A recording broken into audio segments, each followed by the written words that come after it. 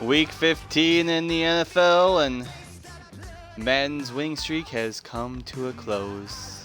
But Madden still has a winning record at 8-7 after last week's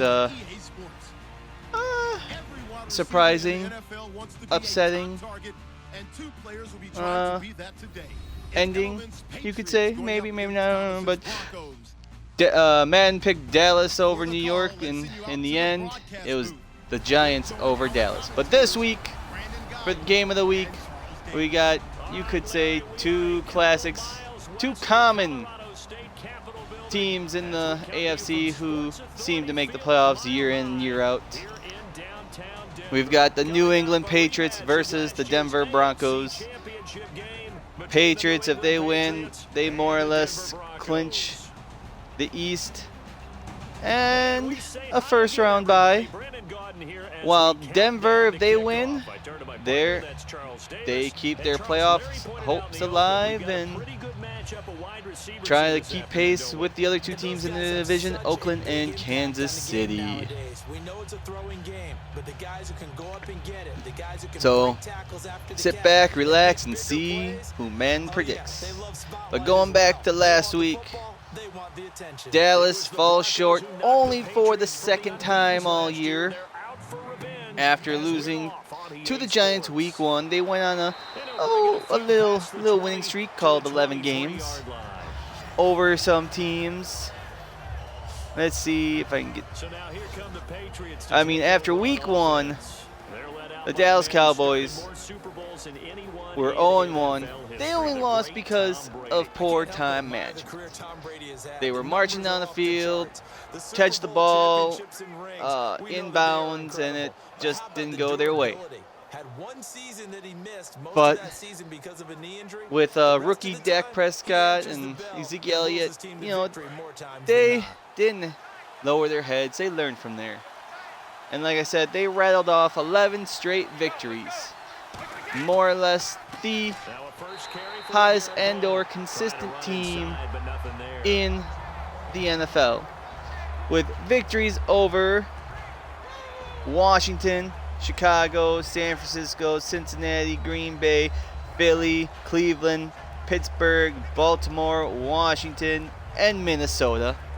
And looking at those teams, is it surprising that the Cowboys won those games? I'll say anytime you take on your division, it's tough. They lost 2 divisional games so far, and that's the Giants. But they swept the Redskins twice and beat the Eagles once so far. They will face the Eagles one more time at the end of the season as usual. The final week of the NFL regular season for the past, 6-7 years now, has been divisional foes, and a lot of games determine who's in and who's out because of that. So thank you, NFL, for doing something fun and exciting. Anyways, you go back and you look at the teams that Dallas beat on that stretch. Some impressive ones were at Green Bay and at Pittsburgh in my mind, because winning at Lambeau and Heinz Field is not an easy task, and especially when you have a rookie duo in a quarterback and a running back as in Zeke and Dak.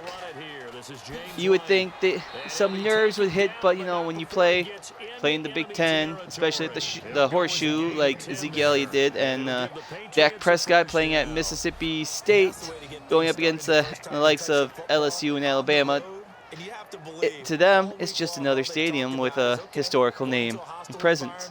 But they took care of business in there, and you look at Pittsburgh and Green Bay's record right now, it's just barely over 500 and fighting for a divisional title with other teams in the division. So, the East, they got lucky this year, you could say. The East, they take on the NFC North, who's been struggling at times. 3 of the 4 teams can finish at least at 500 or above. The AFC North, not so quite. 2 teams for sure. 3 teams can finish above 500. But one is well below 500, It's been over a year since they've won their last game, which is something to say. But Dallas finished last in the East last year, so they got to play the NFC West and NFC South opponents that finished in 4th place last year, which were San Francisco and Tampa Bay. Now, one of those two teams has improved. The other is just as bad as the Browns, and that was San Francisco. Tampa Bay, on the other hand, they're at that next level. They're on a 5-game win streak. They're looking for an NFC South crown, and they're going to be putting pressure on Atlanta for that. But you look at the rest of the opponents, like I said, that Dallas took on in that time frame between New York and New York. Chicago, they are last place in the North. San Francisco, they've only won once, and that was Week 1. Cincinnati, they're struggling to stay above 500. Green Bay is now above 500, but they suffered a game losing streak in the middle of the season. Philadelphia were hot to begin the season, but now have tapered off. Pittsburgh, Baltimore, both fighting for AFC North crowns. And just slightly above 500. Minnesota, same thing like the Packers. Minnesota started the season 5-0 and only have won 2 games since. But it's been those Giants. The New York Giants just have had the Dallas Cowboys number this year. And within the last few weeks, people have been wondering and been talking, oh, Dak doesn't look so good. Dak's struggling. I mean, he played well against Washington on Thanksgiving, then he had a whole week until to play Minnesota. And he struggled on the road at U.S. Bank Stadium. I think that's where the Vikings play now. He struggled on the road. Well, what a surprise. On the road in a hostile environment inside a dome where, you know, crowd noise can get to you. And it's like, okay. Oh, yeah, we won. Hey, Dak's the best. Yeah, thanks, Ezek. Yeah, you too. Thanks, Ezek. Yeah, you did your thing, blah, blah, blah. And then, 10 days later, they go to New York, and they lose 10-7 in a close game. And not saying the Giants were perfect that night either. They were kind of sloppy too, but they held their own and have held 2 key victories over the Giants. And all of a sudden, there's talk about, we need Tony Romo. Tony Romo. We got Romo. Romo this. Dak sucks. He's not good anymore. We got to bench him and put in Romo. It's like, whoa.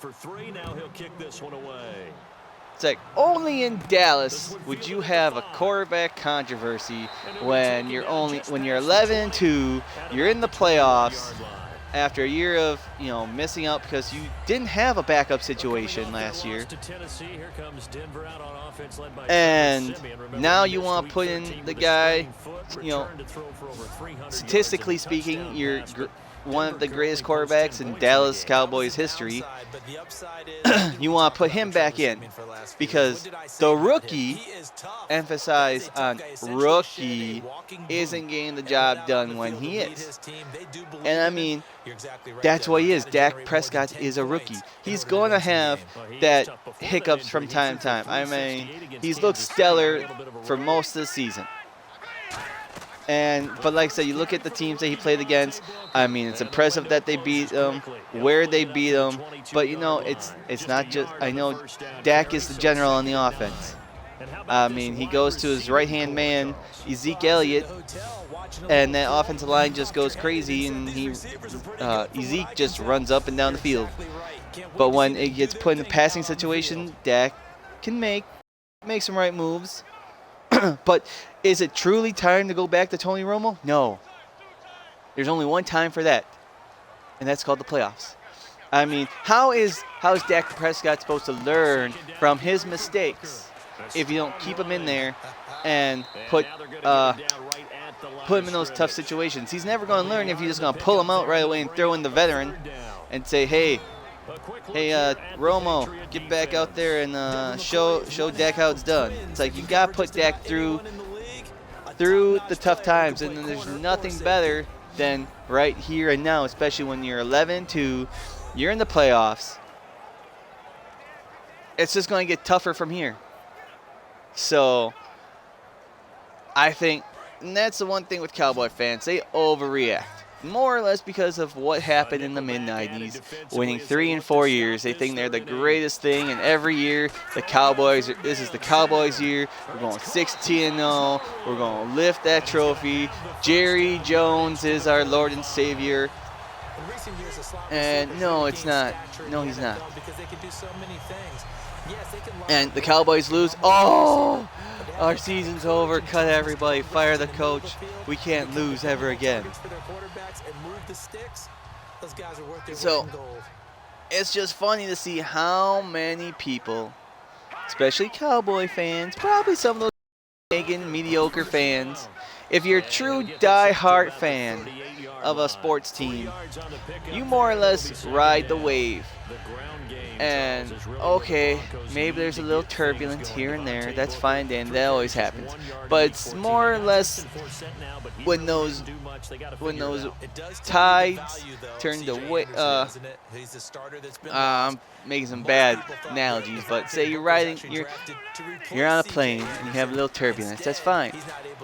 You're always going to suffer a little turbulence here and there. You're never going to have a smooth plane ride.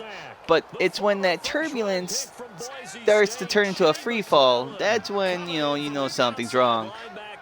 But hopefully you can find out that your team's going down the wrong way before then. But anyways, I mean, the Cowboys are in good shape. They'll have their you could test it in the next 2-3 games to see how playoff ready they are, because they're taking on two teams that are looking to make the playoffs this year as well, Tampa Bay and Denver. And they're both at home.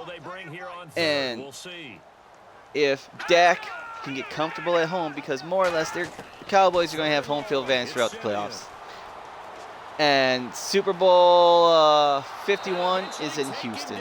So it's just down the road, you could say, from Dallas. And if the Cowboys only have to play 2 games, especially at home, and they take care of business, they'll be in the Super Bowl. But momentum and overreacting are two different things. I mean, they lost 1 game. They haven't lost a game since week 1. 11, 12 weeks ago. 3 games left. Dallas will be fine. The only time you pull Dak is if you're in the playoffs. And, well, obviously if Dak gets hurt, look who your backup is. I mean, Romo may not have won that big game. He has won a few playoff games. And, he may not have won that big game. There's plenty of quarterbacks out there that have made the Hall of Fame that haven't won the big game. They've gotten there and haven't won that big win. And it's been, disappointing, this and that. But if you're down by 2 scores late in the 3rd, heading into the 4th, and Dak just throws his 3rd interception, it's time to pull in Romo. Because Tony Romo is going to give you your best shot of winning that game, in all honesty, under pressure. I mean, you could say, okay, no, we have to let Dak learn from his lesson. And, if we lose, there's always next year. But you never know what may happen next year. You let Tony Romo go, you trade him, he ends up on an opposing team, you face him, and Romo finally beats the Cowboys. But right now, Dak has 3 more games before a bye and the off season, the postseason. And he's a rookie. He at least has 10 to 15 years in my mind to improve even greater. He is going to be, at the moment, you could say he's going to be one of those names down the line. Like, you have Peyton Manning, you had Brett Favre, you had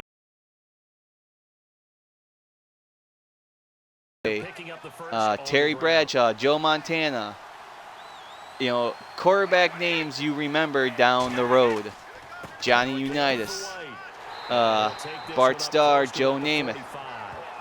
He's going to be, this is his rookie season, but he has potential to be one of those names that you remember and recognize down the road.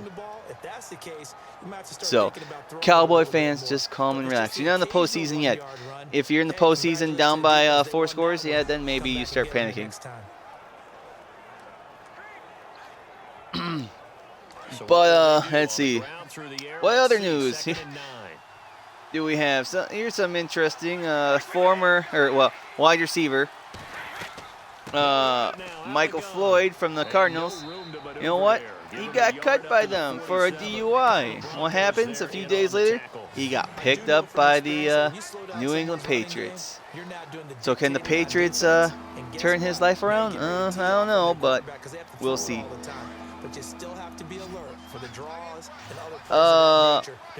Apparently Packers running back Starks. No, I don't know why I can't remember his first name. The only Starks I can think of right now is Tony, but I know that's not right. Oh boy. How about that throw right there? Another great. But apparently he was in a car accident. Now he's under the concussion protocol. Which, you don't think too much. You only think these athletes, nothing happens to them off the field. And, they're fine, this and that. But, they're just like the rest of us. Anything can happen at any time. I mean, like I said, Michael Floyd, DUI. I mean, you would think a professional athlete would be better than that, but no, they're really not. They're human. They make errors. They make mistakes, and they have to live. I mean, is it like anybody else? You would think they would have better sense and ability. No, they really don't. They're just as human as the rest of us.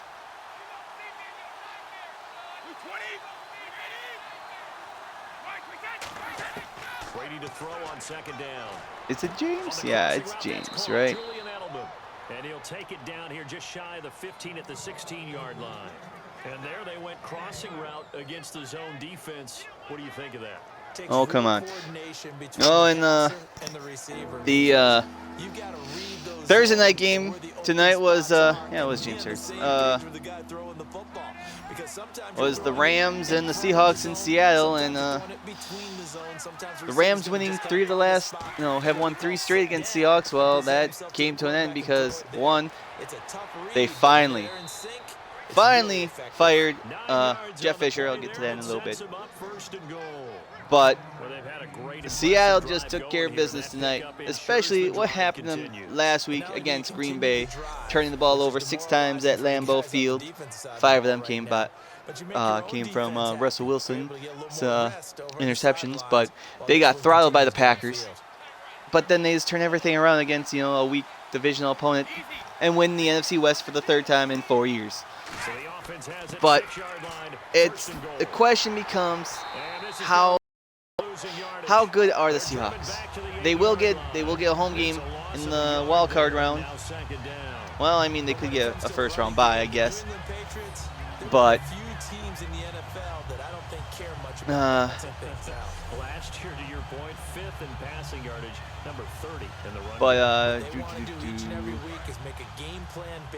lose my train of thought right there. But maybe a little more about how I don't think the Seahawks are going anywhere in this postseason. A few other things. Packers officially say Ty Montgomery is a running back. and no more a wide receiver. So that'll be interesting to see what happens if I'm sure he's going to keep his number 88 through this offseason. It just depends on if he changes it or what the Packers do in the offseason with their running back situation. But going back to Jeff Fisher. Let's get up old Jeffy boy. You know, a few weeks ago they said Jeff Fisher signed a 2-year extension as the head coach of the Rams, and it's like, what the heck are they doing? But apparently they did that at the beginning of the season. They just felt like, hey, as we're on this 9-game losing streak or whatever, let's mention to everybody that we just signed Jeff Fisher to a 2-year extension. Which, why do you announce this? If you're going to announce at the beginning of the season, when you have some hopes, high hopes. You just moved the team back to LA after 20 years. But Fisher has been a huge disappointment. I mean, he's been a head coach in the NFL from 94, when he took over the head coaching job in Houston, till 2016, when he was the last head coach for the Rams. And he officially has the worst, he has the most losses as a head coach at 165. He has the most losses. And that's saying something. And some other coaches on that list that have most losses in the NFL over NFL career you had Curly Lambeau, you had George Halas, you had Tom Landry. And there's something difference between those three and Jeff Fisher. Those three coached. Well, Jeff Fisher too, I guess. Jeff Fisher coached for over 22 years. Yes, 22 years. And those other three coaches, same thing. He coached. Those three coaches coached for, if not 20-plus seasons each. So you win a lot, you're gonna lose a lot. But it just seems like Jeff Fisher's a mediocre coach. His overall regular season record is 173, 165, and 1. And that's just above 500, just like my picks for this year. Which I'll get to that later. But the real question becomes, is Jeff Fisher done as a head coach? Is anyone willing to give Jeff Fisher a chance as a head coach in the league? You look, he hasn't won a divisional title since 2008 when he was the head coach of the Titans. And he hasn't, let's see. He hasn't won a playoff game since then as well. Oh no! He hasn't won a postseason game since 2003 in the wild card round when he finished second in the AFC South. So, geez. And the best he's finished since his last playoff appearance has been third, and that was last year when he finished 7-9. He hasn't had a winning record since the last time he made the playoffs 8 years ago. So, it all depends, in my opinion. I mean, he really hasn't had success where he's gone. He's been mediocre at best. He's only had, let's see, 1, 2, 3, 4, 5, 6 winning seasons in his 20-year plus, 22 years as head coach. And 1, 2, 3, 4, 5 non-losing seasons. So you add that to the 6 winning seasons. That's 11. So I don't know. I really don't know what his specialty is, if he's a offense or defensive player. So I mean, I can see him as a coordinator or something like that, but I just don't. It just depends on who gets fired as head coaches around the league this year. I mean, I know if Hugh Jackson, head coach of the Cleveland Browns, if they go winless, I mean, they could fire him, but the other question is, like, how long do you keep coaches? I mean, yes, the Browns suck this year. There's no doubts about it. But like, the funny thing is, as an overall record, they finally have dropped below 500. They have lost more games in their career, the Browns as a career or franchise, than won. They never had a losing record until this year. And I don't think they'll get rid of Hugh Jackson. They'll probably try to build through the draft once again. But I think it all depends on who they all play next year. The Browns, they face their own opponents. The AFC North, home and away. I know they played the NFC North. That's 4 games. And then they also play, who would they play? Who would they play next year? I mean, they played the AFC East this year. I think he had the read, figured out where the blitz was coming from, and went to a secondary. Not sure who the Browns face They go play action for White. Now it's Brady. And he'll have his man. Next year, but then they would face whoever finished last in the other 2 AFC divisions. AFC North plays the AFC South, so they play the Texans, the Colts, the Titans, and the Jags. And they could get a win in there somewhere, especially against Jacksonville. So that means they would play the AFC East worst team, which will be. Well, shouldn't say will be, because Buffalo, I think, could finish worse than the Jets. Would be the Jets and San Diego in the West, which San Diego has a chance to, I think, leapfrog the Denver Broncos. So if Denver loses out and San Diego wins out, but I don't see that quite happening. So, but the question, like I was saying before, how long do you keep a coach? 1 year, in my opinion, 1 year's not good enough. That's not long enough. Even if you go winless, you're just starting to build. Second year, you're hoping to see some improvement. If after, I would that 3-year period. I would truly say 3 years is should be the max of the minimum time frame. If you do not see improvement from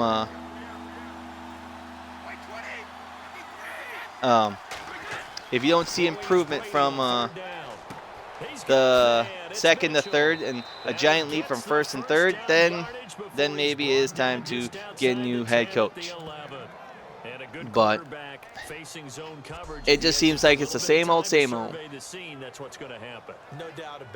there'll be plenty of times where teams, I mean, right now I think,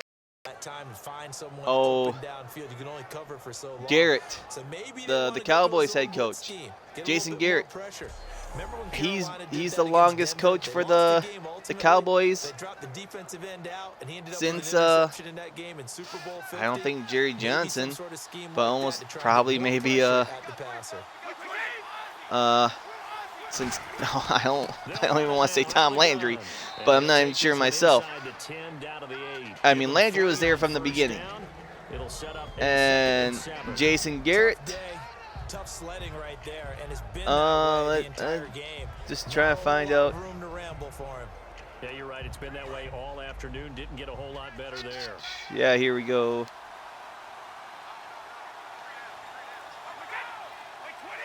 Yeah, he was the head coach from 1960 to 1988. So that's 28 years.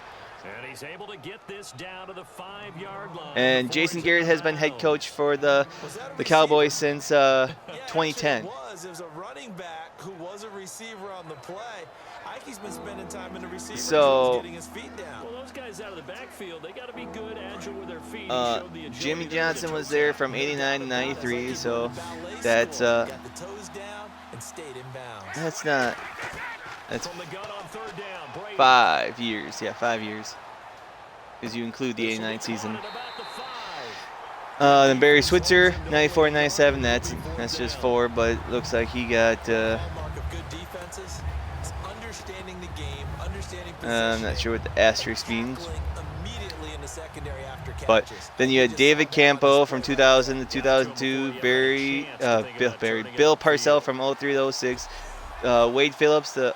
So I mean, Jason Garrett's the second longest head coach in Dallas Cowboys. So what's that say? I mean, it's saying that they actually like their head coach, and he now has more wins than Jimmy Johnson. He has the 9-0. And that field goal caps an 11-play drive. That's a lot he has of the offense second to most run to only get 3 points. wins in Cowboys history. You put anything on the board, you run But the he also inside has line, the you saw second what most happened. losses. But you know oh, that's what that means. Yeah. He has 45 wins and Jimmy Johnson has 44. But anyways, so I mean that Jason Garrett's a good example there where he's an interim coach. They finished the season strong. They kept him as head coach. He had a couple 8-8 seasons after that. Finally wins the divisional title. He loses his quarterback. He suffers, a big defeat. But now look at him. He's got everything, and Jason Garrett could be in Dallas for a very long time. I mean, just like Bill Belichick and Tom Brady in New England. Don't really want to compare Mike McCarthy and Aaron Rodgers to that because you had Brett Favre first and all that. But I mean, usually that's one thing you see a lot is the quarterback coaching connection. But anyways, let's move on. Let's see, how's this game going? New England's up 9-0. Interesting score with about 9.5 left. The drive starts with Devontae Booker. And they'll bring him after just a Well, we got short pickup. Denver is on the drive. 2nd and 8. But let's take a look at those standings and playoff hopes, which are still alive in the NFL today. Blah, blah, yeah. Starting off in the AFC East as usual, we got ourselves the New England Patriots, who are 11-2. I mean, they're running away with the division, but they have not clinched the division title quite yet. With a win on Sunday, they will. They'll win the East.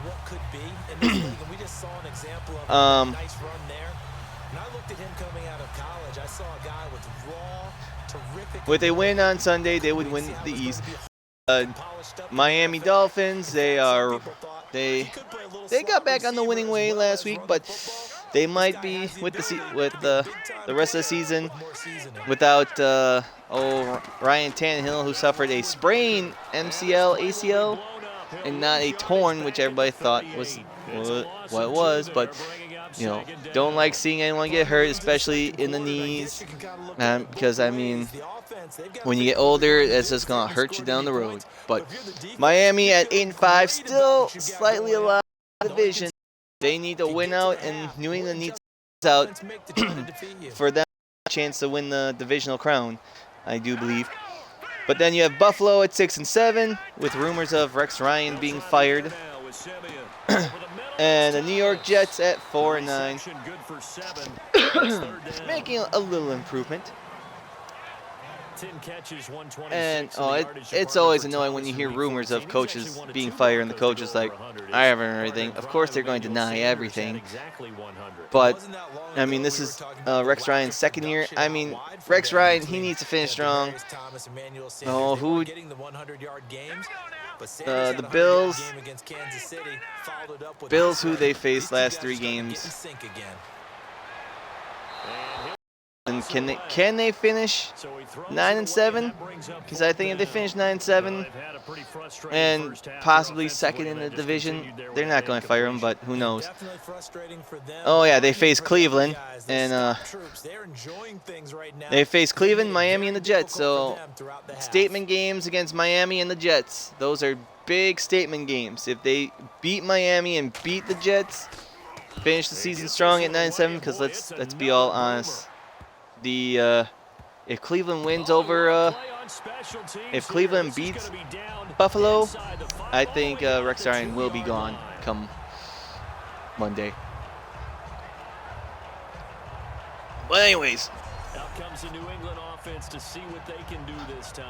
And they so had 3 Miami points last time, but they didn't want 3 points because they still were has a well shot at within the range of playoffs. scoring a touchdown. New We'll England, see if on the they can other do better hand, now. they just after their second loss, they just set cruise control in and just ride the steady stream like they usually do. I mean, if Miami didn't suffer that embarrassing loss a few weeks ago in Baltimore, they would be putting some pressure on New England for the division title, I would say. But especially now without their main quarterback, not saying Ryan Tannehill is next Tom Brady, but it hasn't looked so good. Yeah, you just can't go backwards from here. They did it. We'll see if they can keep it Miami on gets to schedule finish on the season second against half. divisional foes, Jets, Buffalo, New England, at New York, at Buffalo. And without their main starting quarterback, I think it's going to hurt them. I think Miami's playoff hopes are, I will say they are slim to none now. I mean, they are 8-5. I think they'll have a non-losing record. So, New England, on the other hand, they got Denver this week, which obviously you're seeing right now. Denver took a loss to Tennessee. I think, yes, New England does not have Gronk, but oh well, too bad, so sad. They take on the Jets and they take on Miami, and come against Miami, they might just hey, we can lose this game. We got a first round bye. Let's just take it easy. So, I think we're only going to see one team out of the East in the AFC. AFC West, on the other hand, we got 2 teams at the top. Only one reigns supreme because they beat them twice. Kansas City at 10-3 and Oakland at 10-3. But you have Denver. Denver still breathing. Obviously, we know Denver plays New England this week. Kansas City and Oakland. Who is more well-rounded? Who is ready for the playoffs? And who is ready to take down the AFC juggernauts known as the New England Patriots? I mean, the Broncos did that last year, all thanks to their defense and getting home field advantage throughout the playoffs. But unfortunately, that's not going to happen this year. Kansas City last 3 games remaining on the docket. I believe they're at. They take on Tennessee this week. Tennessee beat Denver last week. Then they take on Denver on Christmas night on Sunday Night Football. And they finish the season at San Diego. How Tennessee's been playing. Denver and San Diego divisional foes. There's a good possibility Kansas City can, lose out and finish 10-6. But I'm sure they're going to win at least 2 of those 3 games and finish at least 12-4. Oakland, on the other hand, Oakland gets to play at San Diego. Indianapolis, and at Denver. And Derek Carr, depending on how that pinky is, I think they can beat San Diego. I think they can beat Indianapolis. But I can see them losing against Denver, at Denver in the elements, especially how cold it is. San Diego, Indianapolis, more their weather. So they can finish, if they lose win 2, that's 12-4 as well. And if they finish tied, Kansas City wins the division because they beat them twice. Now Denver, they're just trying to stay alive. They're trying not to become, miss the Super Bowl, be those Super Bowl champs that miss the Super Bowl, which rarely happens. It's usually the losing team in the Super Bowl has that slump, and we all know Carolina ain't going to make the playoffs. Broncos, they got New England, Kansas City, and Oakland. And I mean, statement games against Kansas City and Oakland that say they lose this week to Denver, which I'm not sure who I like in this game. But they win out against Kansas City and Oakland. They could finish 10-6.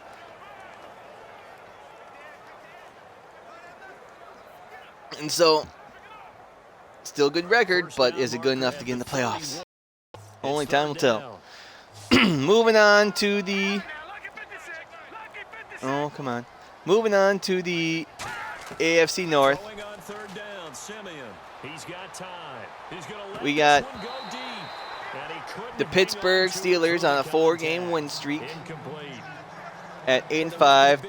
They're slightly moving away from Baltimore, Baltimore, they're 7-6, and they played one heck of a game against New England. But then you got Cincinnati at 5-7-1, and of course those lonely Cleveland Browns at 0-13. And the real question becomes, can the Browns win a game? I really thought they could have won last week. They were taking on Cincinnati, and apparently I did not know what I was thinking. But Pittsburgh and Baltimore in 2 weeks, they clash with each other on Christmas Day. And that more or less, I think, will determine the division. Because if Pittsburgh wins this week and Baltimore loses, it's more well said and done. Or if they both win and they both lose, it's going to be determined by that game. Baltimore wins, they're tied, they have the tiebreaker over Pittsburgh. All they got to do is win week 17, and vice versa for Pittsburgh, I think. But let's go back to Cleveland just for a second. Wow. And they haven't won. Last time they won a game, it was last year, and I believe it was against the 49ers. But they're at Buffalo this week.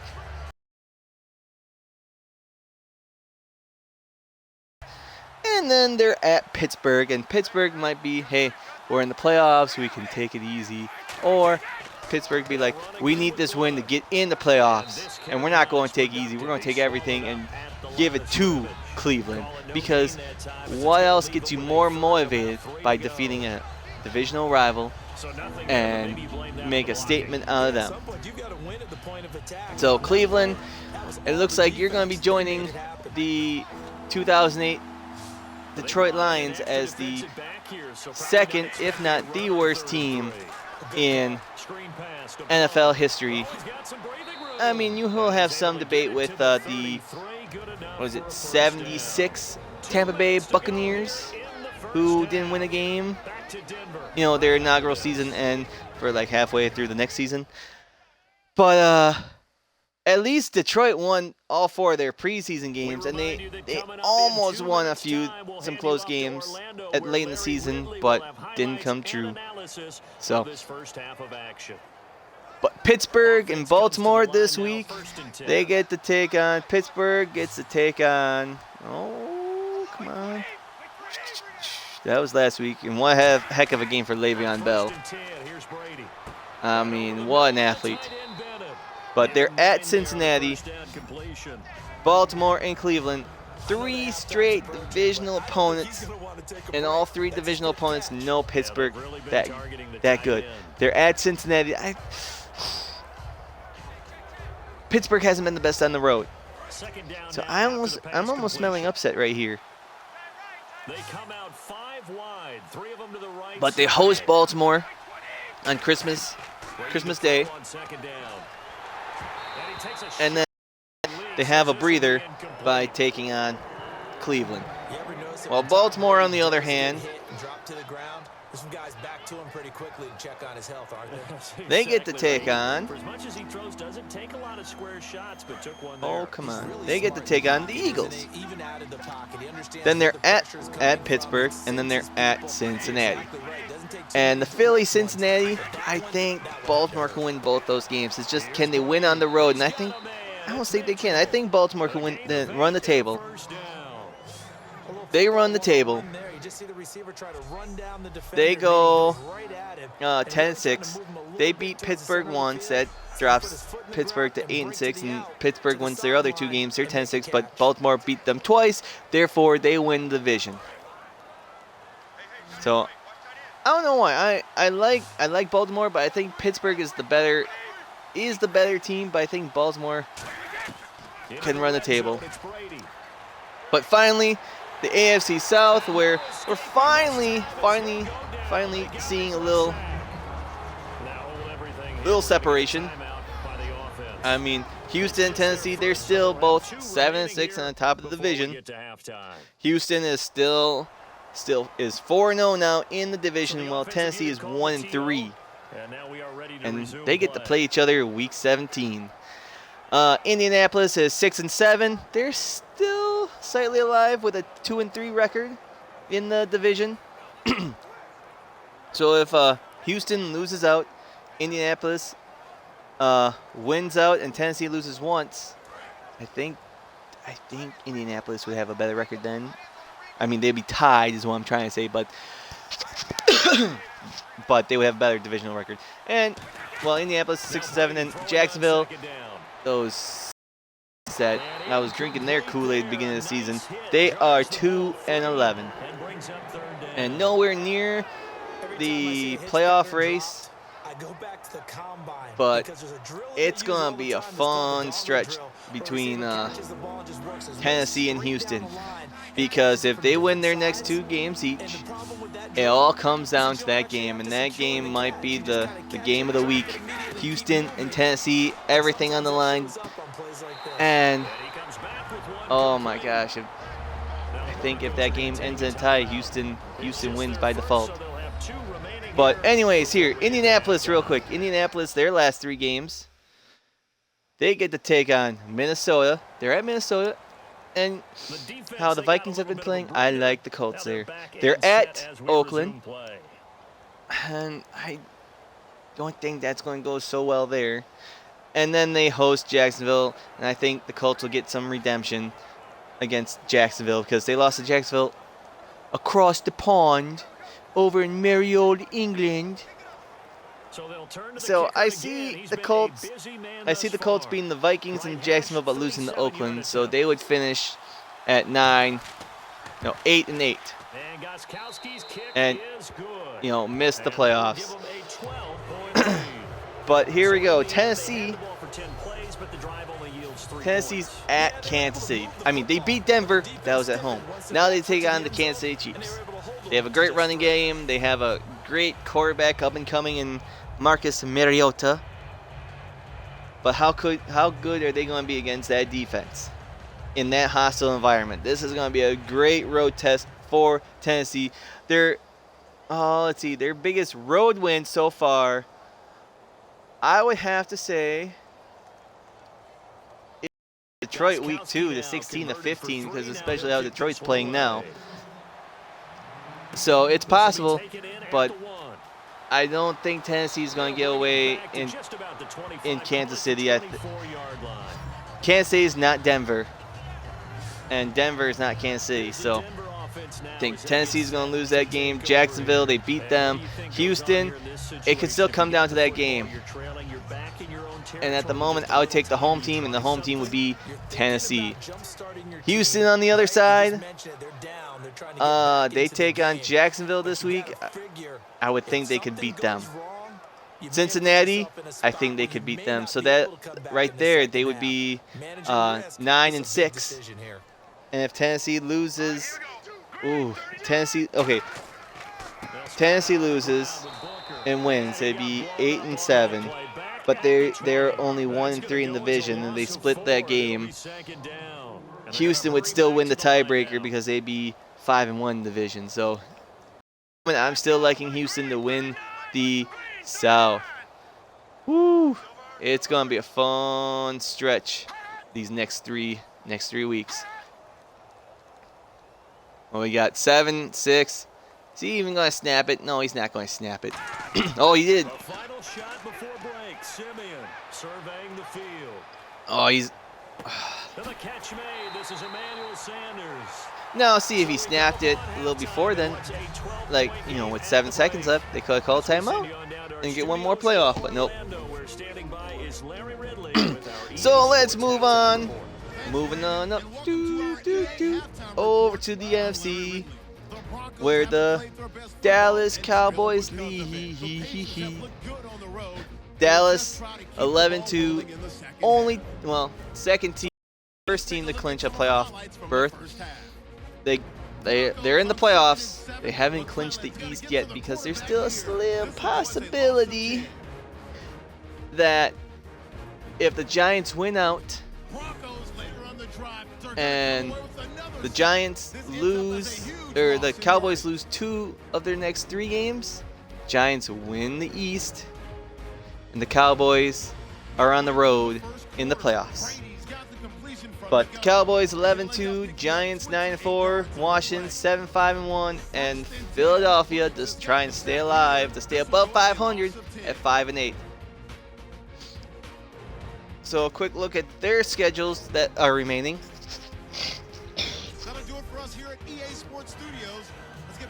I mean, both the NFC East and AFC West, all 4 teams have a shot to finish above or at 500, which has never happened before, as far as I know, and that'd be impressive.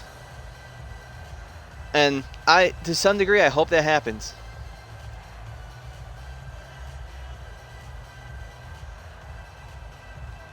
But the Cowboys, I do believe, no, not even a win and a Giants loss would give them the East and a first-round bye. Yes. Because the team they play against in 2 weeks has a shot to have the tiebreaker over them. Because this week, the Cowboys, they host the Tampa Bay Buccaneers, who are on a incredible winning streak. And they host them Sunday Night Football. I almost picked that one for the game of the week, but I felt AFC needed a little bit of loving.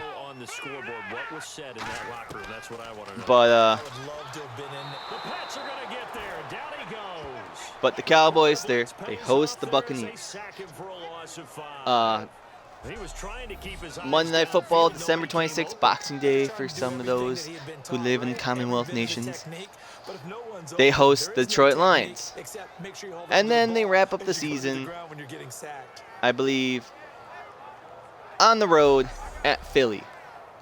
And either we're going to see some action of Tony Romo, or Dak needs to improve because, hey, they lost 2 straight.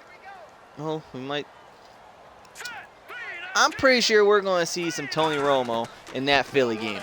I'm almost betting you that we'll see Tony Romo play at least half a game in Philly, just to get him ready, get him going. But that Tampa Bay Detroit game, Tampa Bay and Detroit are trying to get in the playoffs. They haven't clinched anything yet, either one, a playoff spot or division title. But Tampa Bay needs to. I think Dallas can win those 2 games, and they can take a loss at the end, go 13-3 with the first round bye and the home field advantage throughout the playoffs. But if Detroit beats them, and Detroit finishes 12-4, and they finish 12-4, then Detroit will be the #1 seed in the NFC, and that's a little creepy. But I think the Cowboys will win their next 2 games, and maybe, if not all 3, finish either 14-2 or 13-3.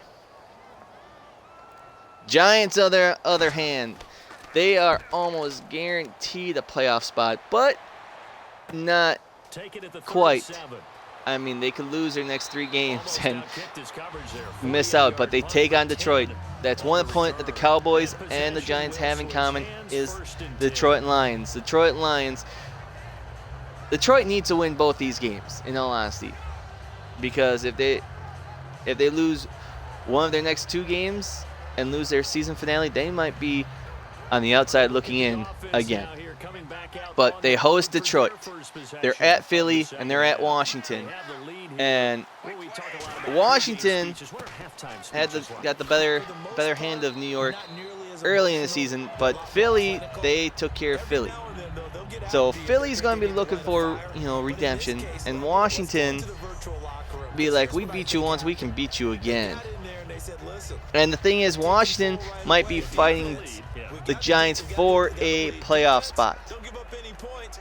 If Washington wins their next 2 games, which they play Carolina and Chicago, which is seems easy for them. And the Giants lose their next 2 games, which is possible. Giants would be 9-6-0. Washington would be 9-5-1. And it'll come down to that last game to see who maybe get a playoff spot and who doesn't. And Philly, on the other hand, they're just trying to stay above 500. We know that they face the Giants. We know they're at Baltimore this week, and then they take on Dallas.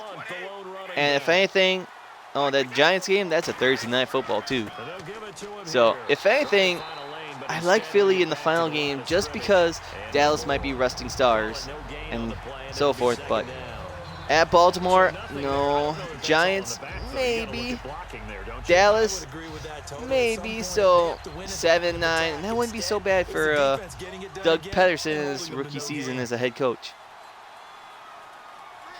Moving on to the NFC West, we had the Rams and the Seahawks play tonight. With Seattle winning, they win the West. They are the first division champions at 9-4-1.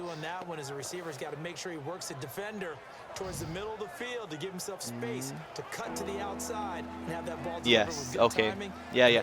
At 9-4-1. Arizona is 5-7-1. Los Angeles is 4-10, and San Francisco is 1-12. So, Arizona has a slim chance. No, they have no chance. I think everyone in the NFC West has been eliminated. Seattle, on the other hand, they're trying to get that second seed in the NFC. They need the Giants and Atlanta. No, they have the tiebreaker over Atlanta, but with them already having a tie, that is a tiebreaker. And this kick is not going to be close. It's well short, but they need they need Detroit to lose. So it's an empty possession, and the Seahawks, they take on Arizona at home, and then they're at San Francisco. So they have a good shot of finishing 11-4-1. But Arizona, they're going to be looking for blood. San Francisco, they're just trying to look for their first win since week 1. And okay, look at this last 5 weeks. including tonight. The Bronco offense now They host Philadelphia. They won 26-15. Okay, 11-point win. They go to Tampa Bay. They lose 14-5, and it's like only 5 points. Okay, you're on the road on the East Coast. I forget if it was a noon game or late afternoon. Doesn't really matter. Okay, whatever. Then you host Carolina Sunday Night Football, and you destroy them 40-7. So that loss doesn't mean jack crap anymore. Okay. Then you go to Green Bay for a noon game, and you get your not a noon game, a late game, and you get your butt handed to you 38-10. And those are 2 road games. But the last road game you played was at New England, and you won 31-24. But the last road game prior to that was at New Orleans, and you lost 25-10. And prior to that, you were at Arizona, and you tied 6-6. So, good on the road. And then tonight, you won 24-3 handily at home. So obviously, you're 7-0. You have one more home game, which is next week. You're 2-4-1 on the road. And you really don't want to play too many road games in the postseason. You already got won your division, so you already got one home game. Congratulations. But depending on who you play, which wildcard team you play,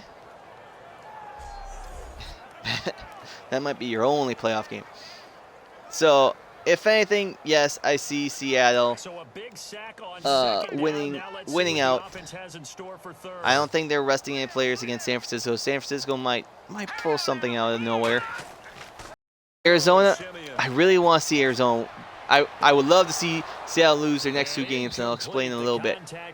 But I just don't think so. I think they'll finish strong with a win and a win. And go 11-4-1.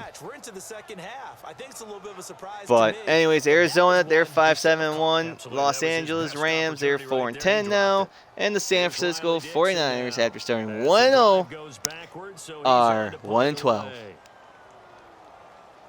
But we move on to the NFC North. Detroit, they're on a 5-game win streak. They're 9-4. They have a 2-game lead over Minnesota and Green Bay, who are both 7-6 respectfully. And the Chicago Bears, they round out the bottom at 3-10. And boy, oh boy, it's going to be a fun. Detroit and Green Bay and Minnesota and Green Bay, they still have a shot at the Lions at division title. The Lions have the toughest remaining schedule between the Minnesota and Green Bay. And the funny thing is, Green Bay has the best chance. They determine if they're in or not when it's all said and done. But they can't control if Detroit and Minnesota wins their games. I'll explain. Okay, Detroit, I've already mentioned, they're at New York, they're at Dallas, and then they host Green Bay. Minnesota, they host Indianapolis, they're at Green Bay, and then they host Chicago. And last but not least, the Green Bay Packers are at Chicago, they host Minnesota, and they're at Detroit. And Green Bay needs a lot of help, especially with Detroit. They need Detroit to lose at least one game between Dallas and the Giants, or have both games end in a tie for any shot to make the playoffs. Green Bay needs to win out first and foremost. They can lose one more game, but that's not good, because it depends who that one game is. If it's against Minnesota, they're more or less done, because they also need Minnesota to lose one more game. But Green Bay's hoping it is against Minnesota on Christmas Eve, because Detroit can be 10-5 entering Week 17. Green Bay. Well, no. Back up. Yes, Detroit can win and lose one. They can be 10-5 entering Week 17, but Green Bay needs to be 9-6 entering Week 17 if they want to win the division. Because with a win, they would have the tiebreaker over Detroit and win the North. He's so good at that, isn't he? Minnesota, in my opinion, is the odd team out. I'm sure they're going to... I don't even know if they're going to beat Indianapolis this week.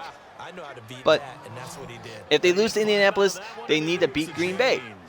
And then they need to beat Chicago. But here's the funny thing. They need Green Bay to beat Detroit. If Detroit has everything on their side. Detroit just needs to win out. Finish, either they need to finish 2-1 in the next 3 weeks for sure if they want to make the playoffs. They can, I think, if they win, they can still finish 10-6 and get a wild card spot. But I think they need to. Well, they would have to beat the Giants, and if anything. So, and here's the funny thing. Here's the funny thing. This goes for Green Bay and Minnesota. If Atlanta loses 2 more games, Tampa Bay loses 2 more games, and the Seattle loses their last 2 games, the winner of the North would be the 2nd seed in the NFC, because right now Dallas and the Giants, in my opinion, I think are the 2 best teams in the NFC, but only one's going to be the division champion, the other one's going to be the wild card, and they would have to go on the road. So at the moment, I think Seattle's going to get the 2nd seed, but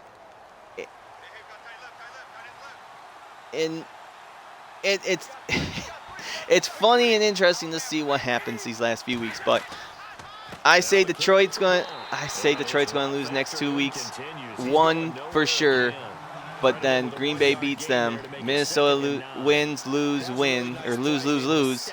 No, I think they'll beat Chicago at home. They'll lose to Indianapolis and Green Bay. And Green Bay wins out and they make the playoffs, and I'll be so happy. We have a home game and take on probably we probably take on the Giants. So the North is fun, interesting to look at. But hey, statement for Detroit. Detroit needs to win. They win, they're in. They take care of their business. They can only control their destiny. Green Bay, Minnesota, they need a little bit of help to win the North. But in my opinion, that's the only way Minnesota and Green Bay get in the playoffs is if they win the North. It's going to be very slim for Green Bay or Minnesota to get playoff a wild card berth just because the teams they play against. Because I mean, Green Bay has a tiebreaker over New York. That's about it. Washington, no, but that tie helps Green Bay because they finished with the same number of losses. Green Bay has more wins. So, but if they end with the same number of wins at loss, they have less losses. But finally, let's take a look at the NFC South, and then we'll take a little more look at the playoff picture in a sec. Atlanta and Tampa Bay are both 8-5. New Orleans and Carolina are 5-8. And there's a lot of interconference or interdivisional play going on here. I don't think it's possible for all 3 teams to finish 8-8. That'd be sad and pathetic because we need some distance here. Because it always seems like the NFC has a bunch of good teams with shitty records that end up running the table and winning the Super Bowl, while on the AFC side, they have a few teams with great records that fall short. So, who's more competitive, the NFC or AFC? Well, my money's always on the NFC. I love the NFC because that's where my beloved Packers play. So, Atlanta, they take on San Francisco this week. Then they're at Carolina, and then they take on New Orleans. And who the Falcons better than divisional foes in Carolina and New Orleans? They could beat beat San Francisco this week, but lose to Carolina and New Orleans and finish the season 9-7. Tampa Bay, they take on Dallas this week. They could lose. But then they take on New Orleans and Carolina, who could beat them. And Tampa Bay could lose 3 in a row and finish 8-8. Now the Saints, they take on the Cardinals this week, who knows how Arizona's playing. They win some, they lose some. Then they take on Tampa Bay and Atlanta. They can win both those games. They can win all 3, and they can finish 8-8. And Carolina has the same 2 opponents at the end, but flip-flop. But this week, they take on Washington. They can beat Washington on Monday Night Football and beat Atlanta, Tampa Bay, and they finish 8-8. So the Saints and Carolina it is possible that all 4 teams finish 8-8, and that'd be funny to see, in all honesty, but I highly doubt it. My money is on Atlanta at the moment because they just need to get one more win. More or less, they can win the South at 9-7. But it just depends on how they do against the division, how New Orleans and Carolina play that week, because you don't want to lose against your divisional opponents. So, Denver finally gets on the board. But quickly looking at the playoffs, and I'll get to my picks after that. In the AFC side, you got New England at 11-2, Kansas City at 10-3, Pittsburgh at 8-5, and Houston at 7-6. Okay, that's East, West, North, and South. Next 2 are the wild cards. Oakland at 10-3, which is more or less guaranteed. They need to win and see Denver and Miami loss to guarantee a playoff spot. While Denver and Miami, they're both tied at 8-5. And Baltimore at 7-6, Tennessee at 7-6. Even Indianapolis, Buffalo, 3-8-7-1. No, I'm counting Cincinnati and the rest out. Cincinnati, San Diego, Jets, Jacksonville, Cleveland. I'm counting them out. But I mean, Buffalo at 6-7, Indianapolis at 6-7, Tennessee at 7-6, Baltimore at 7-6, Miami at 8-5, and Denver 8-5. That's 1, 2, 3, 4, 5, 6 teams. 6 teams fighting for one spot. Well, it's more, and then you have 3 teams, Tennessee, Indianapolis, and Houston fighting for one spot as well. So Baltimore and Pittsburgh, they're fighting for one spot, and Oakland, Denver, and Kansas City. I mean, Denver's not out of it. They're fighting for one spot. So let me redo this. We got 1, 2, 3, 4, 5, 6, 7, 8, 9, 10.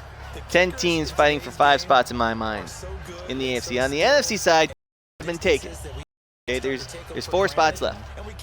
3 divisional titles and 1 wild card. Yes. We have Dallas at 11-2, Seattle at 9-4-1 because they win tonight on Thursday Night Football. Detroit 9-4 and Atlanta 8-5. That's East, West, North, South. Wow, that sounds a little familiar. But anyways, you have the Giants at 9-4, Tampa Bay at 8-5, respectfully sitting at 2 wildcard spots. Then you have Washington at 7-5-1, Minnesota at 7-6, Green Bay at 7-6. No, well, Arizona, they're still alive because second wildcard seed. New Orleans and Carolina, even Philly, it's possible.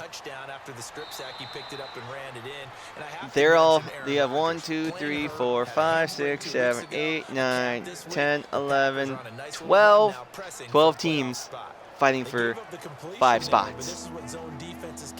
Or not 5 spots, 4 spots. 12 teams fighting for 4 spots. 2 for the East, 3 for the North, all 4 for the South. but don't know. Like I said, Green Bay at 7-6 and Minnesota at 7-6 have a possibility of becoming the second seed in the NFC. So 3 weeks left. It's going to be fun and exciting. And I'll be right back with my picks. Go over how terrible I did last week. Not funny, but you know, you win some and you lose some. So I'll be right back. Fielding just inside the 20. We'll call that a 47-yard punt, a return of just 3. And out will come the offense as they take over. So the Broncos coming out now. Last time they were out, they scored. Still trailing here, though, so some work to do. But it's okay in terms of mindset. Because they scored they're not quite as worried about being down on the scoreboard because now their confidence is a little bit higher. They feel like they got something going, and they feel like they can attack again and put more points on the board. Are you scoreboard watching if you're the offense, or are you just focused on this drive? We wouldn't be telling the truth if we said that they didn't scoreboard watch. Everyone does it to some extent, but you've got to set it aside right now and just focus on this series. That'll take care of the scoreboard if they punch it into the end zone. Here's Booker, and not much there. Maybe a yard up to the 24. Jamal Sheard on the stop. Well, they held him to a short gain on that one, and it almost felt like on that first run, they were trying to just throw the jab at him. So how do you stop a jab? Get closer and smother it, just as they did on that last play. And after the play on the ground, that brings up second down here. They come out here in the eye. Right back to Booker. Takes it to the 26, just a 1-yard gain. Dante Hightower on the stop. When the 4-3 defense is functioning really well, you know who stays what we call clean and no one gets to him? The guy playing the middle linebacker position, the guy we call Mike. Okay, with about 30 seconds left in the game, New England is on top. 15-7, and Denver is at their own 25-yard line, and it's 3rd and 7. And I think he had that. With 10 seconds left. I mean, there's still time. I mean, I think New England's kicked 5 field goals, and that's kind of funny. But anyways, getting to my picks, I'm officially 117-89 because last week I broke even at 8-8. Following week that I went 13-3. And it was many of those early games that I thought just might go the other way, but that was a 13-point difference. 3, 3, 5, 3, 5, and 12. So two not so close, or too close, 2 not so close. Man, I can't even say. But then I got the Sunday night game wrong. But I got 7 wrong during the early games and got the Sunday night game wrong. But, you know, it happens. So, I'm not too ashamed. I'll back up my picks. I mean, pretty close. Could have gone either way in some of those. But anyways, time to get to my picks this week. And I already started off on a low note. I really thought LA would get the upset, but I should have known better. Seattle was at home. They're undefeated at home, and they never lose more than twice or whatever at home. And I thought the Rams, with the firing their coach, they would have momentum, this and that. But nope. Seattle took care of business in the first Thursday night game. I have gotten wrong in quite a while, I would say. I did get a game wrong on Thanksgiving. But that I don't really count. Let's see if I can find it real quick, though. That's just smart football, but you know the defense has to know it as well. They've got to stop But we actually have a night game this week. Whatever it's going to take puts a little bit more pressure on your big offensive line. Oh, there we go. Week 6 was the last time I got Thursday night wrong. Oh, well. But anyways, here are the games that are happening this weekend. We had Los Angeles at Seattle with Seattle getting the victory tonight. But we have Saturday night. We have Miami at the New York Jets. Cleveland and starting on Sunday, noon games. We have Cleveland at Buffalo, Green Bay at Chicago, Pittsburgh at Cincinnati, Tennessee at Kansas City, Indianapolis at Minnesota, Detroit at the New York Football Giants, Philadelphia at Baltimore, and Jacksonville at Houston. The late games on Sunday are San Francisco at Atlanta, New Orleans at Arizona, New England at Denver. My pick at game of the week. That's pulled in at the 32. And Oakland at San Diego. The Sunday night game is Tampa Bay at Dallas, and Monday Night Football is Carolina at Washington. So we have, like I discussed earlier, we have a lot of games that have lots of playoff implication on the line, especially started tonight. Seattle with their win tonight, they won the West. They're in the playoffs, and they're ready to get that one home game at CenturyLink Stadium or field, whatever. But we start with Miami at the New York Jets. Miami, with a victory, they would be keeping their playoff hopes alive, obviously. And the Jets, whoa, J-E-T spells disappointment. I mean, I'm glad they decided to bench Ryan Fitzpatrick. I don't know why. I mean, yes, Ryan Fitzpatrick has had a career season last year with the Jets. But you drafted one rookie. You have one from previous year, and you had Geno Smith. Not saying any of them already are the ones for the. I mean, the two other, like Hackenschmidt and Pence, Price, Pence. I think it's Pence. They're more or less likely to get the ball rolling, but I don't know why they try to get Fitzpatrick back. He's not that good. He's mediocre at best, good backup. But anyways, Miami at the Jets. Miami has been up and down. They won 6 in a row, lost a game, or won 5 in a row, lost a game, whatever. And now they're dealing with their backup quarterback. And I don't think that's going to make a difference. I think Miami, they took care of Arizona, who plays sloppy. They played sloppy in the rain. And I think Miami gets the win in New York on Saturday night to keep their playoff hopes alive. Moving on, Cleveland at Buffalo.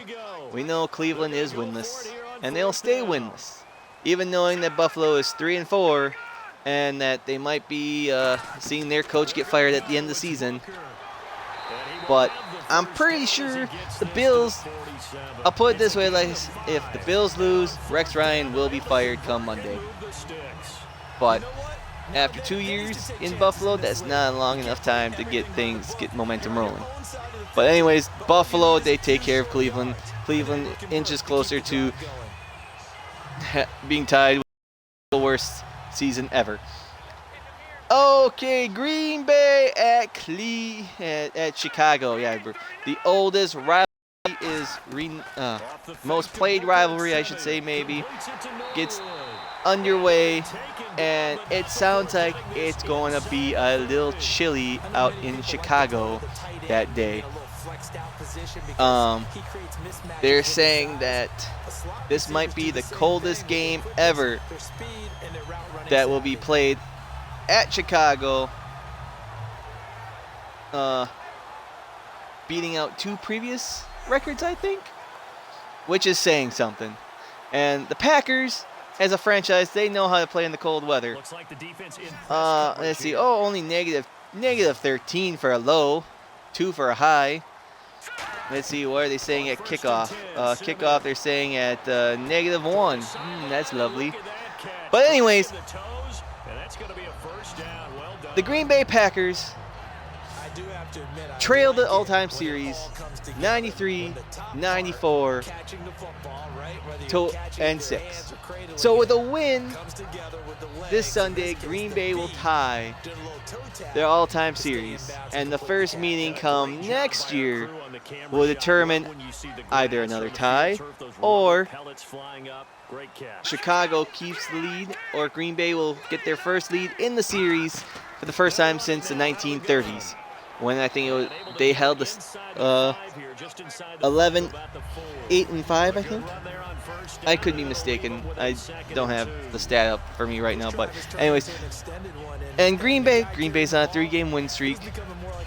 Chicago really has nothing to play for.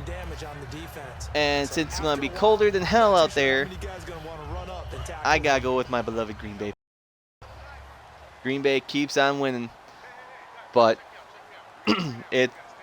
they got 2 more divisional games down the stretch, and it starts this Sunday at Chicago, and they need to take care of business. I mean, even knowing Aaron Rodgers with that calf injury, it's going to be tough, but I believe in them because of the power of positive thinking. Moving on, Pittsburgh at Cincinnati. Oh, let's see. Cincinnati is 3-2-1 at home, while Pittsburgh finally has a winning record on the road, and they're 4-3. And that's one reason why I like Pittsburgh. And if Le'Veon Bell has anything to say about it, he just might run circles all over those bungles, and Pittsburgh just inches one little bit closer to the playoffs and the divisional title. They just need to win out, and they're in. That was a super quick game. Out of the hands of the thrower. Right to the receiver. I really like Pittsburgh. I think Pittsburgh will take care of Cincinnati. Cincinnati was a huge disappointed. I mean, yes, they lost A.J. Green, but that was a few weeks ago. That wasn't all year. They had a couple other key injuries, and the real question becomes, is this the end of Marvin Lewis? And we have a tie game here at Mile High. But and Cincinnati has been a real disappointed. The real question is this the end of Marvin Lewis, like I said? And I think, and honestly, I don't think so. Yeah, I think he's going to be back for at least one more season. And if there's no playoff berth, if there's no playoff win, he just might stay around. Marvin Lewis he's been consistently positive and not mediocre like Jeff Fisher. But anyways, next game, Tennessee at Kansas City. This is a tricky one. I mean, I really like Kansas City in this game. I feel like Kansas City is a well-rounded team. Their defense and special teams is what leads them to victory, and their offense here and there.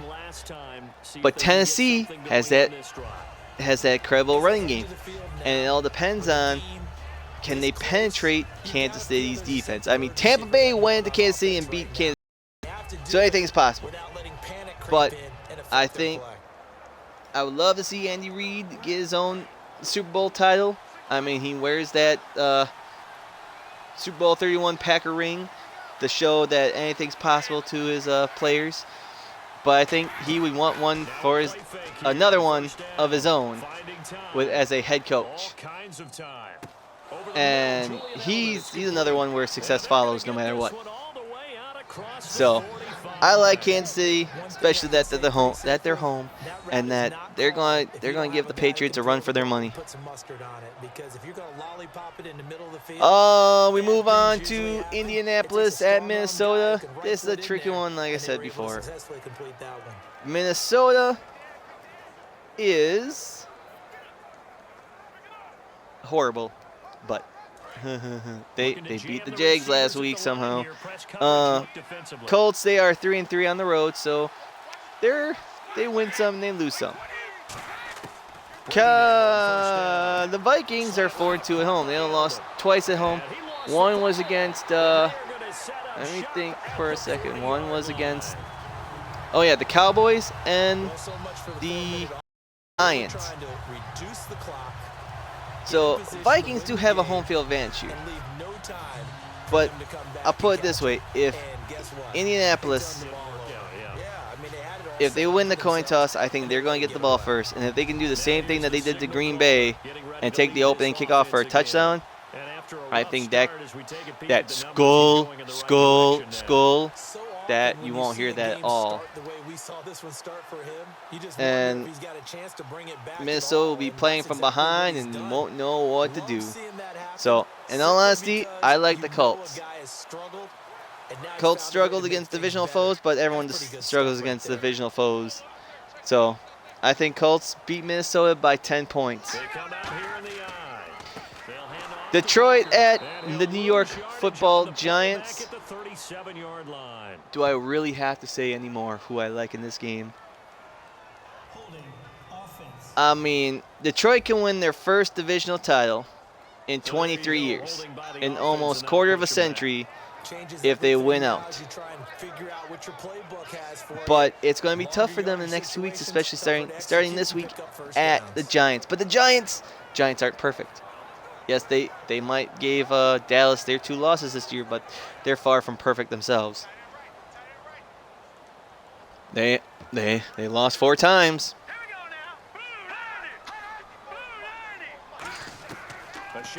But let's see. But I like the Giants. I'm going with the Giants this week. Giants.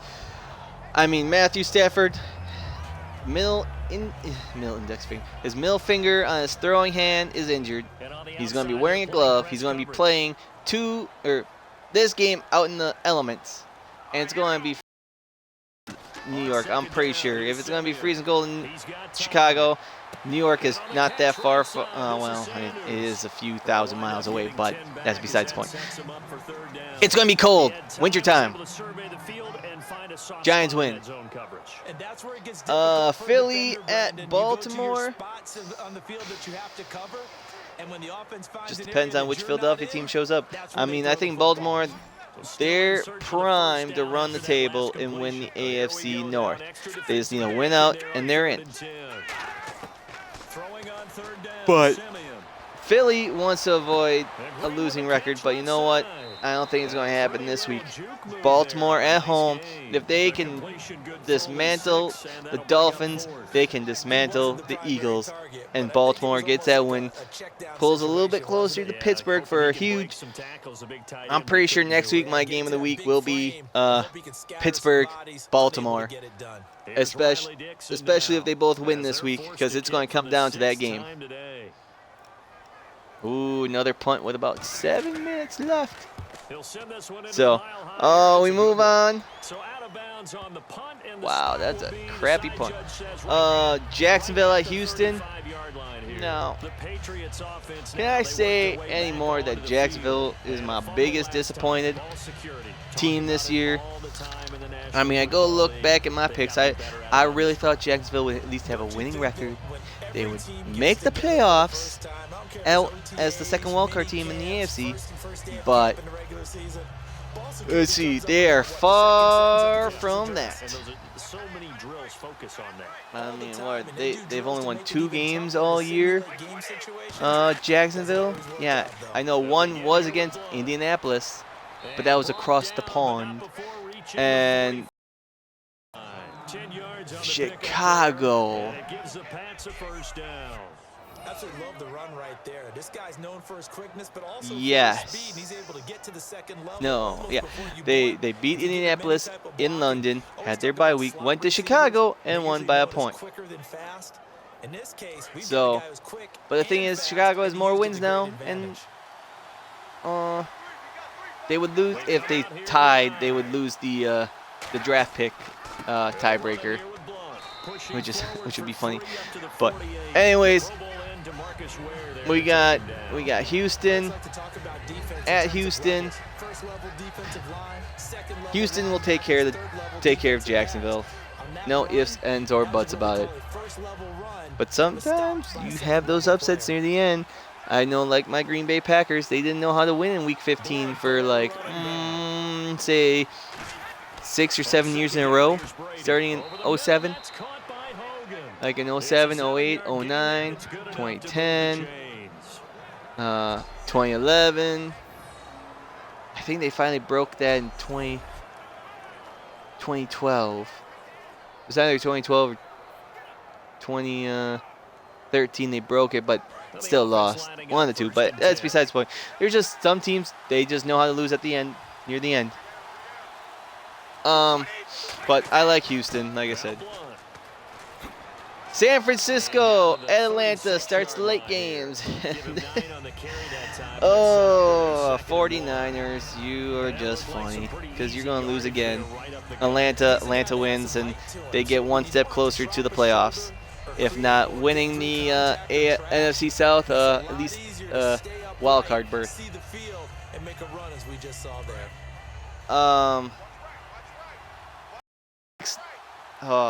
I mean, New Orleans at Arizona. Beginning of the season, if not maybe a few years ago, sound like one of those games that just maybe just that barn burner. And it still is that possibility of being that barn burner.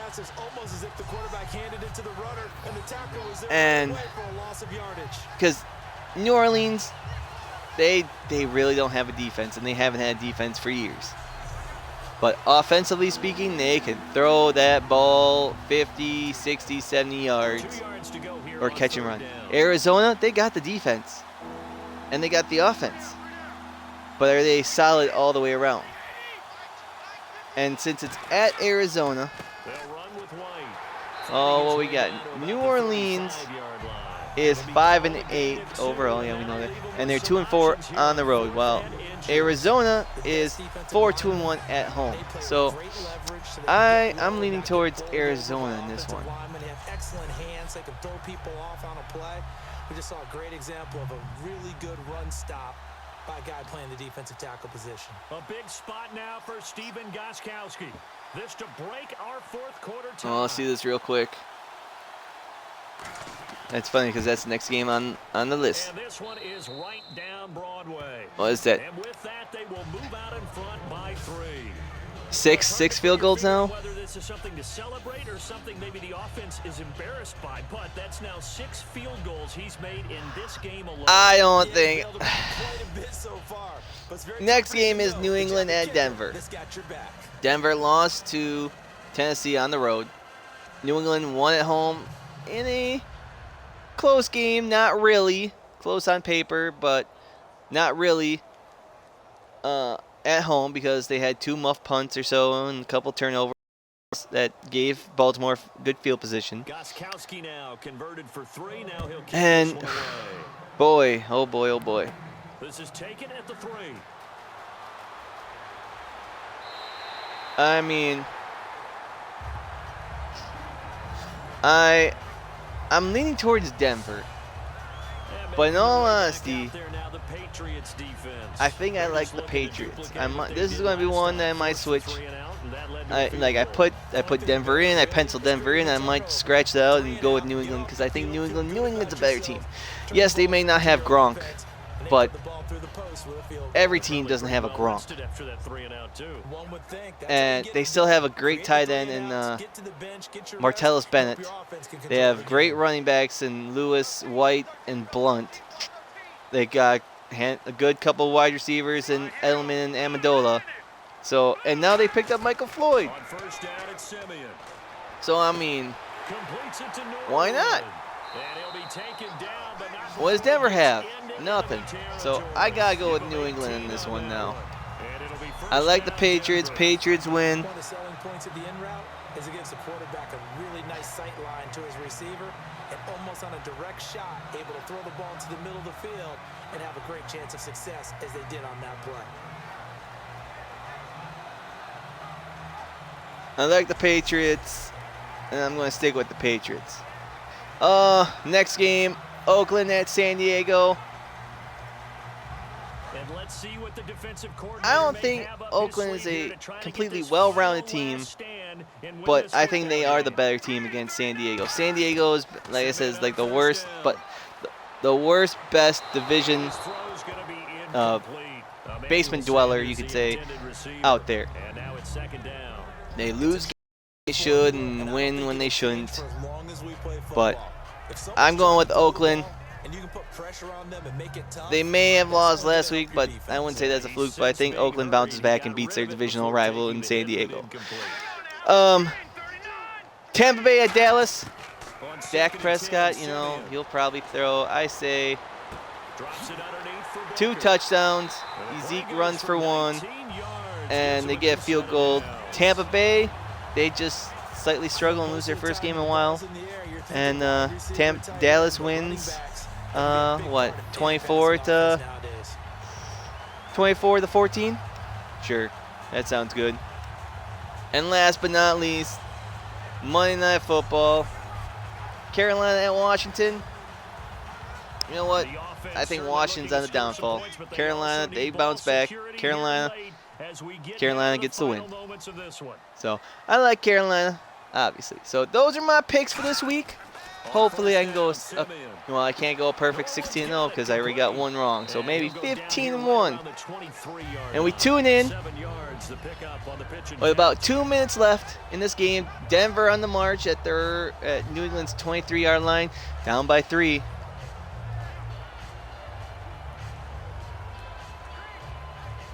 So let's see what happens. 2-minute warning.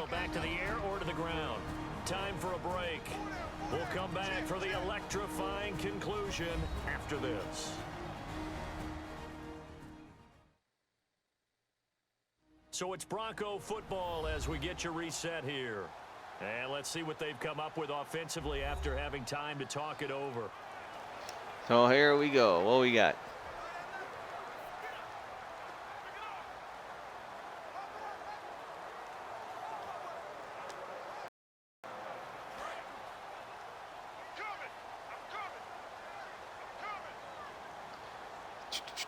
So here we go. They're at New England's 23-yard line, 2nd and 3. They need a touchdown for the win. I don't want to see a tie and go in overtime. Oh, nice catch. It'd be 1st and 10 at the 11.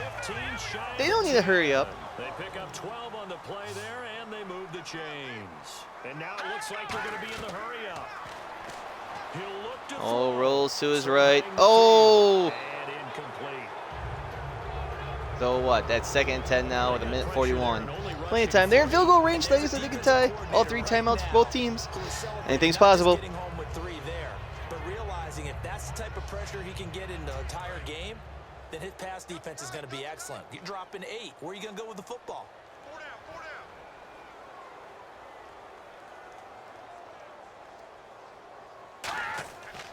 On the handoff, this is Booker. Oh! Push his way forward here for a good little gain. Give him 5 on the carry there, and it'll set up a 3rd down. And they're going to speed things up here. 3rd and 5. They just need to get to the 1 for a 1st down. That's caught at the Oh! They stop him Timeout. that time, Someone and needs to that'll call a bring up timeout. 4th down. Clock is ticking. I would think New England would call a timeout. Definition of dink and dunk to a different level, doesn't it? 3rd and 4, so The here comes out the defense is kicking right. unit They're to kinda tie playing up with the their game. hands.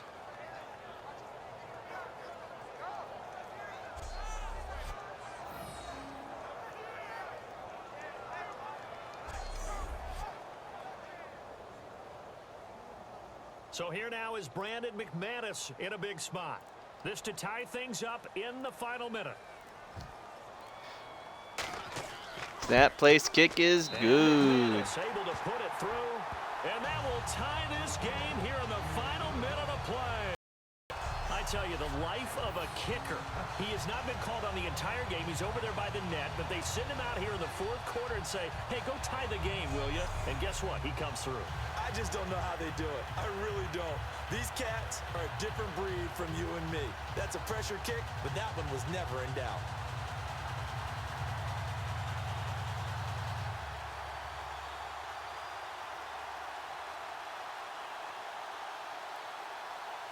So what we got? 44 seconds left.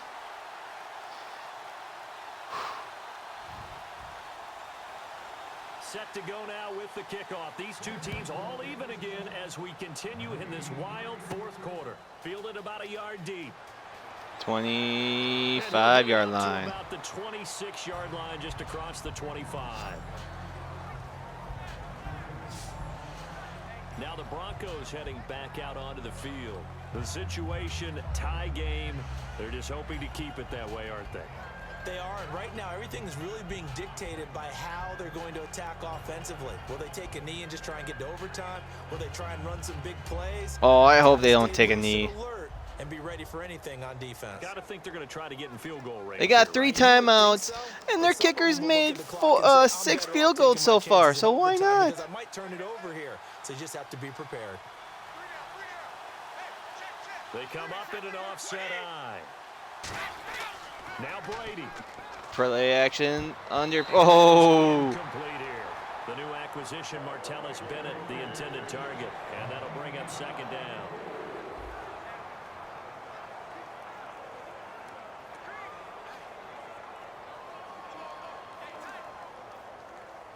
So 37 seconds now at their own 26.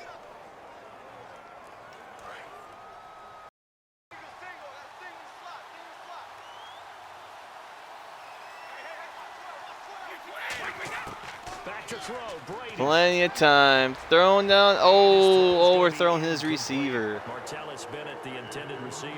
And that takes us from second to third down.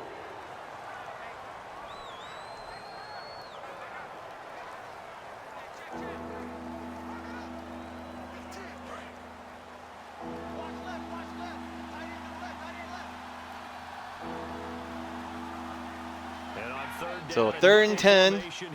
They're probably going to run it, force them to call timeout. Yep, handoff. Oh, timeout, Denver.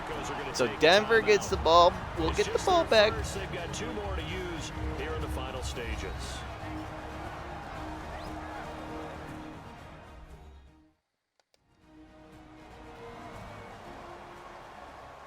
So a defensive timeout, chance to regather, regroup, and get set as we resume action.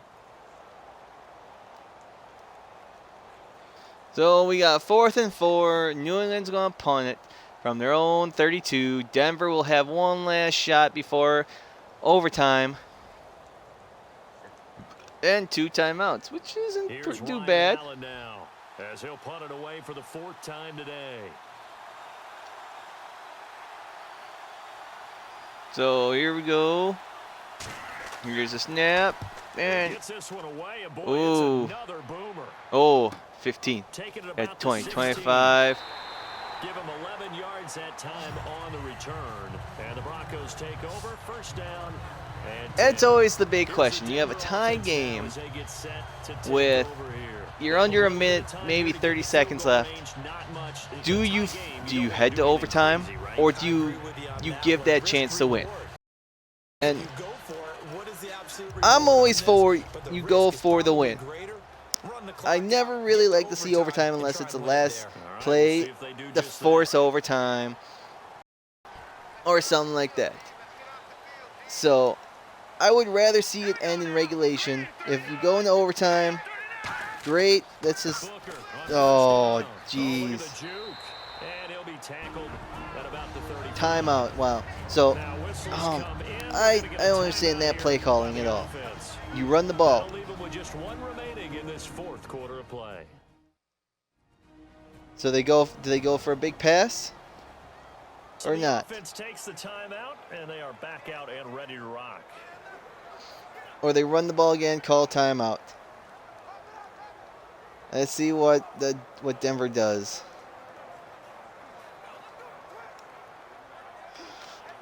Oh, come on. Just exit your huddle. On the ground for second down. So Simeon is in shotgun formation. 2 to the left, 1 to the right.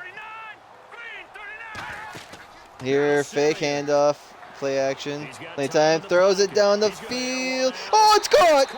Inside the 25. And he's out of bounds. They're in field goal range at New England's 22-yard line with 11 seconds left. Sometimes when you have a receiver well over 6 foot, you do that. Just put it So, out there, let him grab it, and he nice catch there. Like a 50-50 ball, right? Demarius Thomas, 42-yard catch.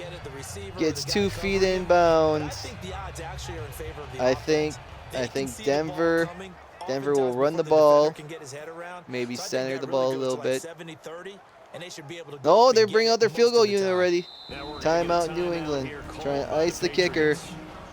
It's just their first. They've got 2 more to use here in the final stages. I will take a snap, center it in the middle of the field, So the the defense time had a chance to catch take their away, breath, and you now call they're back timeout out and ready. with about 3 seconds left.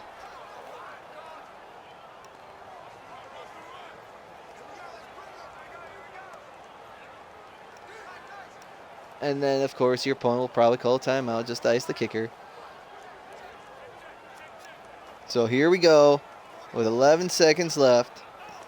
Ball at New England's 22-yard line. Denver still trying to figure out what play they're going to run. They also have 1 timeout. So the field goal unit is on the field. Here we go. This is a big spot right here. This to almost certainly win the football game.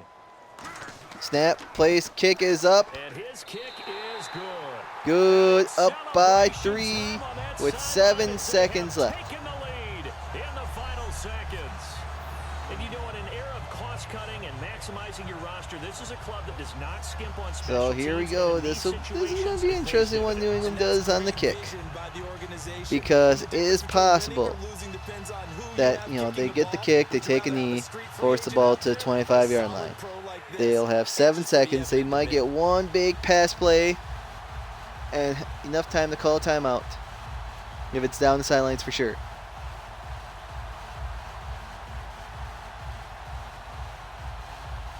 But do you squib it and force some time off the clock? Splitting the uprights, McManus to kick it away. Oh, or, yeah, they kick it short. It's at the 5, 10, 15, 20, 25, 30. 4 seconds left, so New England will not have a chance to use their either timeout. And so it's going to come down to this. Trickery, ball at the 29. They got to get a 71-yard touchdown pass to win the game. Can you say Hail Mary? We will find out. Game is on the line. Maybe they'll just take a knee. Accept defeat. Tom Brady throws it. It's intercepted, and that's the game.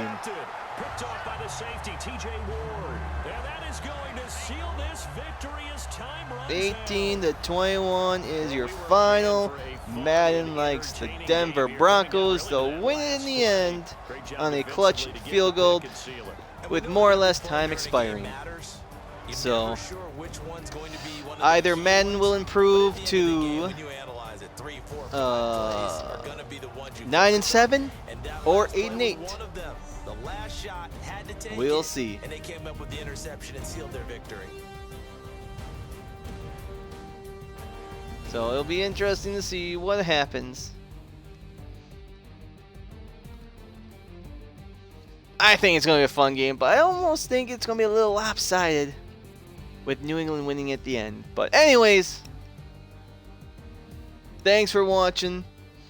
So that's a wrap for Charles Davis. I'm Brandon Like I Gaudin. said, Madden This has been a predicts presentation Denver to of the win at the end, NFL 21-18. For more, check us out Thanks for at watching. EASports.com. Tune in The next Broncos are time winners, as we say, to so see if long Madden got it from right Denver. and wrong and my thoughts and opinions of what's going on in the NFL today. So until next time, see ya.